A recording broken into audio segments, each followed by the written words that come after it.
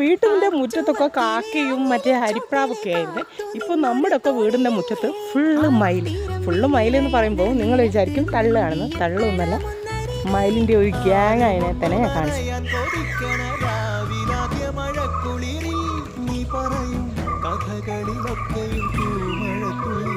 ഇത് പണ്ടൊക്കെ ഇതേ നോക്കൂ മുറ്റത്തൊരു മൈനാന്നായിരുന്നില്ലേ നമ്മൾ പറയാറ്. പക്ഷെ ഇത് നേരെ തിരിച്ചാണ്.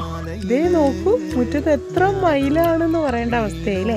കാരണം നമ്മളൊക്കെ വീടിൻ്റെ മുറ്റത്ത് ഫുള്ള് മയില്. പറയുമ്പോൾ തള്ളാണെന്നൊന്നും വിചാരിക്കേണ്ട, സത്യമാണ്. മയിലൊക്കെ പണ്ടൊക്കെ കാട്ടിലായിരുന്നു അല്ലേ.